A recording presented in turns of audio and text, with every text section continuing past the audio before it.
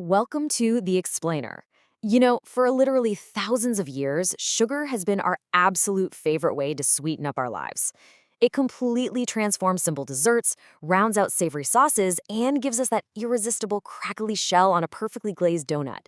But have you ever actually stopped to think about how it gets made? Today, we're taking you on a chronological factory tour to uncover the sweet science behind the whole operation.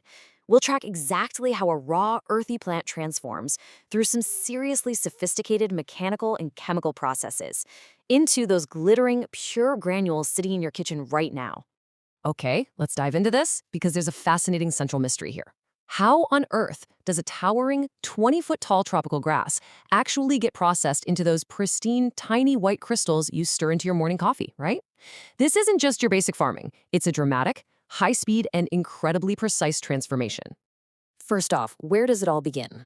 Globally, the sugar we use comes from just two main crops: sugarcane, which pulls the most weight at about 80% of production, and sugar beets, making up the other 20%. Now, they thrive in entirely different climates.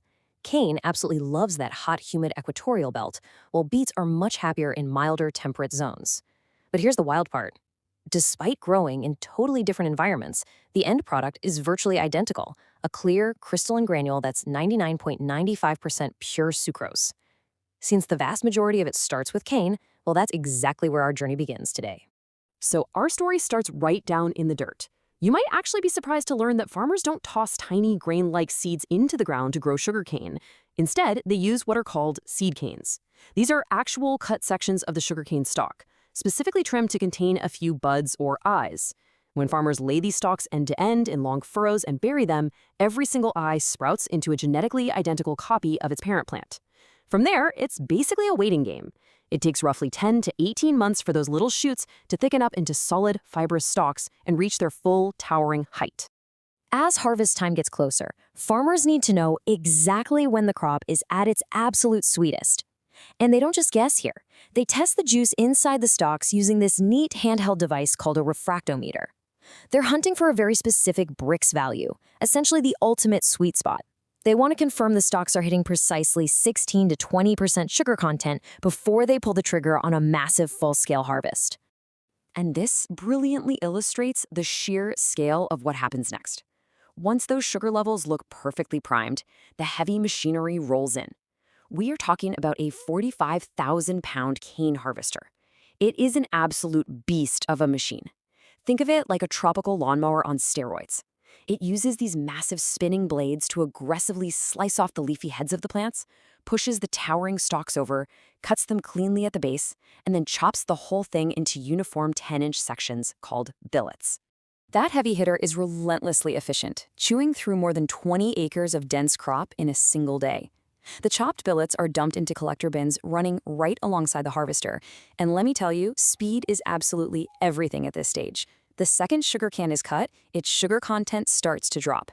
So these 20-ton bins are loaded up onto trucks and rushed to the mill as fast as possible so that precious cut cane doesn't lose a single drop of its sweet potential.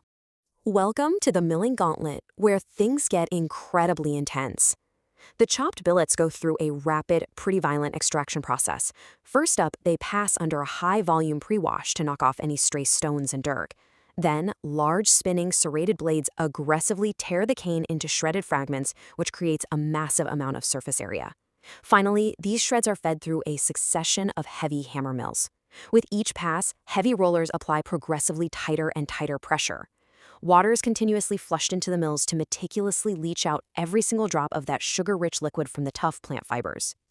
Now, what's really interesting about this slide is the sheer efficiency of the whole operation. After all that liquid is squeezed out, you're left with a massive amount of wet, fibrous mash called bagasse. But instead of just throwing this away as waste, the bagasse is fed directly into the mill's boiler furnaces. Burning this leftover residue actually generates all the steam needed to power the turbines for the entire facility. Literally, nothing goes to waste. Meanwhile, the extracted liquid flowing out of the mills isn't exactly looking like dessert just yet. It's this murky mix loaded with sucrose, sure, but also clay, sand, and shredded fibers. It definitely has to be clarified. Inside a massive tank, the liquid gets aerated to loosen the trapped dirt. Then workers add powdered lime, which acts as a powerful coagulant. It forces all those little dirt particles to clump together into a floating, muddy layer of scum. which sounds super appetizing, I know, that rotating paddles effortlessly skim away. The resulting liquid is then heated to roughly 230 degrees Fahrenheit to deactivate enzymes and reduce the microbial load, leaving behind a clear, sweet juice that actually looks a lot like brewed tea. So now we hit a crucial chemical turning point. That clarified juice is way too watery to crystallize. But if you just crank up the heat and boil it normally, the sugars will caramelize and totally ruin the batch. Instead, it's sent through a series of vacuum evaporators. These incredible machines lower the atmospheric pressure, which uniquely allows the water to boil away gently at just 160 degrees Fahrenheit. And here's why that matters. It thickens the watery liquid into a dense syrup without scorching the sugars at all. That thickened syrup is pumped into tall crystallization pans where it continues to boil under a vacuum. This is where we zoom in on some really delicate, microscopic chemistry. Operators pour in a milky seed slurry, a mix containing trillions of tiny microscopic sugar crystals suspended in isopropyl alcohol. This provides the dissolved sucrose molecules with tiny physical surfaces to latch onto and grow. As it boils, this entire mixture transforms into what's called massacute.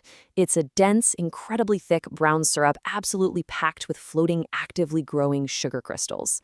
Once those growing crystals reach exactly 1 millimeter in size, the massacute is discharged into an industrial centrifuge. Picture a massive perforated metal basket spinning at a dizzying 1200 RPM.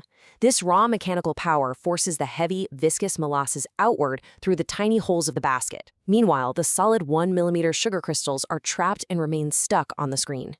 Those damp granules are then tumbled through a long rotary dryer, kept moving by a flow of hot air so they don't clump together. What pours out the other end is pure raw cane sugar, often called turbinado. You'd recognize it by its pale brown crystal, mild caramel flavor, and a noticeably coarser texture. It's incredibly useful for industrial chocolate making and premium bakery blends. But we are still far from finished if we want classic white table sugar. This raw product is about to head to the refinery.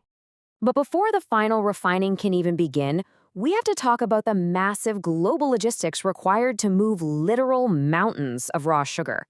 To put this into perspective, the raw sweetener waits in holding sheds boasting a staggering 150,000-ton capacity. From there, it's loaded onto colossal transport barges carrying 27,000 tons in a single trip. When these barges arrive at major waterways, the sugar is scooped into massive stockpile mountains within refinery hangars built to hold 108,000 tons. That is 4 entire shiploads. The sheer mass-scale shipping required just to get the raw material to the starting line of the refinery is honestly mind-blowing. Once we're finally inside the refinery, the first step is a wash cycle known as affination. The coarse, raw crystals are mixed in a huge trough with warm water, molasses, and concentrated syrup. This forms a wet, sandy mixture appropriately called magma, though thankfully it's a lot cooler than an actual volcano. This magma is then shot into another high-speed centrifuge, which violently strips off impurities and washes away about 30% of the raw color, leaving behind a much lighter, washed raw sugar. Let's move to and see how this builds. Now, the real, pristine chemical purification begins. The washed sugar is melted down in 176-degree water to create a dense melt liquor that's 65% sucrose. This warm liquid is pushed through super tight cloth filters to trap any stray dirt. Then comes a step called phosphation. Lime and food-grade phosphoric acid are dosed in, and air is bubbled through to float any remaining impurities into a frothy scum that gets easily skimmed away. Finally, it goes back into a vacuum evaporator until it reaches an exact 78% solid concentration, which is the absolute perfect thickness needed to recrystallize. Once those perfect, purified crystals grow inside the new syrup, they face one last spin in the centrifuge. And this single step dictates everything. It's a great takeaway fact. If we want brown sugar, the machine's water spray is carefully adjusted to intentionally leave a 3 to 10% coating of molasses right on the crystals.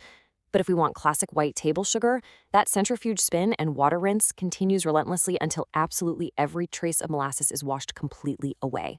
From there, their paths diverge for the very final steps. Because brown sugar is moist, it travels through gentle spiral coolers so it doesn't set into a solid, unyielding block. The damp white sugar, on the other hand, passes through large rotary dryers where warm air keeps the crystals loose, free-flowing, and perfectly pourable. Eventually, both endless streams converge on the packaging floor, feeding into high-speed fillers that crank out over 200,000 bags every single day, ready to be stacked, shrink-wrapped, and shipped to your local grocery store. So the crucial point is this. What sits silently in a little bowl on your kitchen counter is the result of an incredibly epic journey. It requires months of growth in the dirt, 45,000-pound harvesters, extreme hammer mills, vacuum evaporators, and massive centrifuges spinning at thousands of rotations per minute. It's a true masterpiece of agriculture and engineering. Next time you stir a spoonful into your coffee or bake your favorite batch of cookies, take a second to appreciate the towering 20-foot tropical grass it actually came from. Thanks for joining me on this explainer, guys. Keep asking questions and keep learning.